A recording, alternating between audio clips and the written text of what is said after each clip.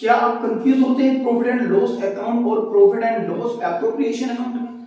क्या आपको कंफ्यूजन होता है इस बात का कि interest on capital profit and loss appropriation account में जाता है तो profit and interest on loan profit and loss appropriation account में क्यों नहीं जाता?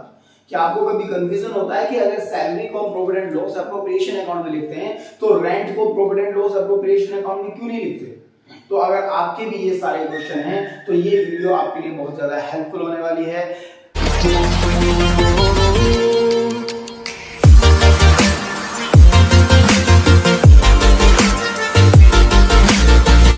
Hello everyone, welcome back our YouTube channel MS commerce classes और मैं हूं आपके साथ आरिफ सैफी। और आज की इस वीडियो में हम डिस्कस करने वाले हैं about profit and loss appropriation account.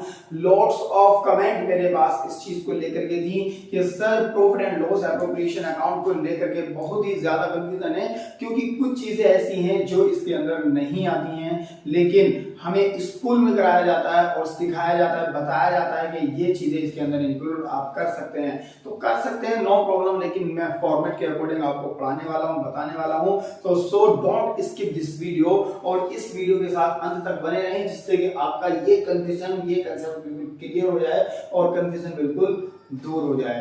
तो देखो हम यहाँ बनाने वाले हैं एक फॉर्मेट और वो फॉर्मेट होगा प्रॉफिट एंड लॉस एप्रोप्रिएशन का।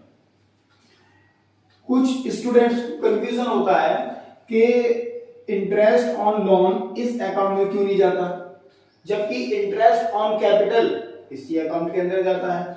तो फिलहाल ये सारे जो आपके कंफ्यूजन हैं, जो आपकी प्रॉब्लम्स हैं, उसको हम यहाँ सॉल्व करने वाले हैं।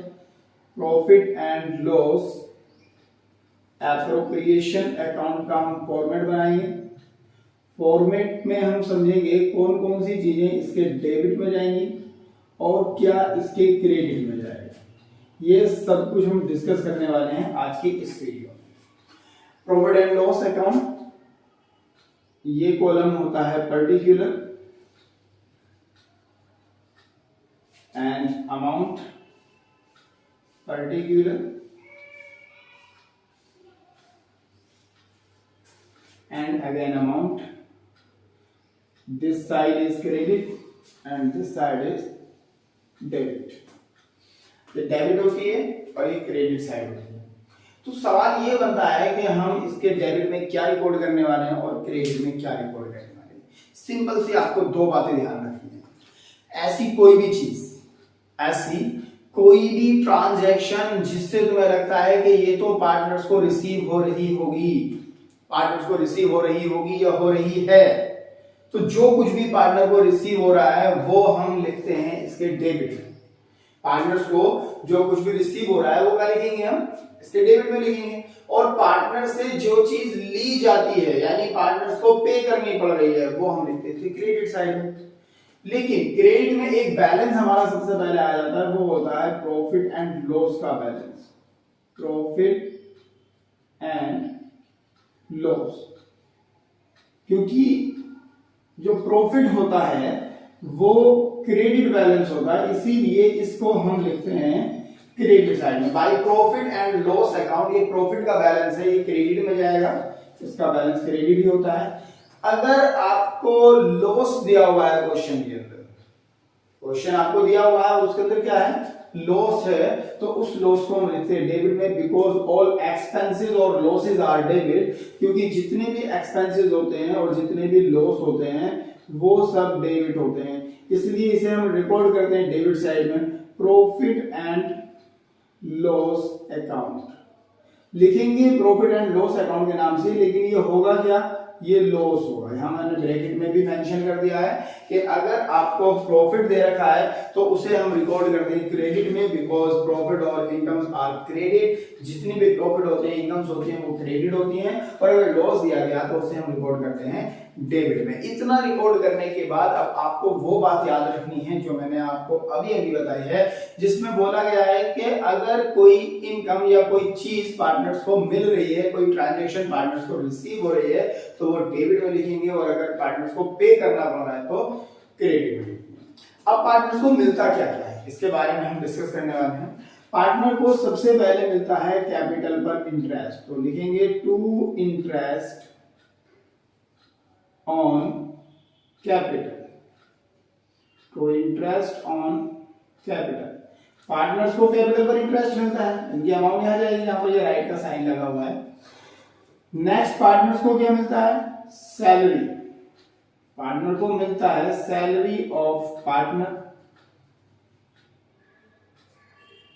Salary of partner.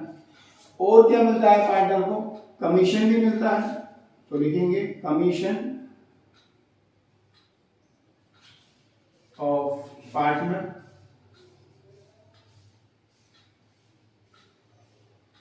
कमीशन भी मिलता है। तो जितनी भी चीजें पार्टनर्स को रिसीव होती है वो सब डेबिट में जाती हैं। प्रॉफिट एंड लॉस अकाउंट का बैलेंस डेबिट या क्रेडिट जो होगा वो आप उसके हिसाब से रिकॉर्ड करेंगे, एंड आफ्टर दैट जो चीजें पार्टनर्स को रिसीव हो रही है वो आप डेबिट में लिखेंगे, जो पार्टनर्स पे कर रहा है वो आप क्रेडिट में। क्या क्या रिसीव होता है पार्टनर्स को, कैपिटल पर इंटरेस्ट रिसीव होता है, सैलरी रिसीव होती है, कमीशन रिसीव होता है, और लास्ट में कुछ प्रॉफिट हम ट्रांसफर कर देते हैं जनरल रिजर्व में। तो जनरल रिजर्व ये एक अलग चीज है, पार्टनर्स को फिलहाल अभी नहीं मिलेगा। अगर कोई पार्टनर पार्टनरशिप को छोड़कर जाता है, यानी at the time of retirement और at the time of death और at the time of admission, इन तीनों कंडीशन में जनरल रिजर्व को पार्टनर्स में डिस्ट्रीब्यूट कर दिया जाता है। फिलहाल इस टॉपिक में जो हम अभी फर्स्ट चैप्टर को लेकर के चल रहे हैं, यहाँ ये डिस्ट्रीब्यूट नहीं होने वाला है, यहाँ हम इसे जनरल रिजर्व को यहाँ रिकॉर्ड करेंगे। अब पार्टनर्स को क्या पे करना पड़ता है, पार्टनर्स को केवल एक चीज पे करनी पड़ती है और वो होता है इंटरेस्ट ऑन ड्राइंग।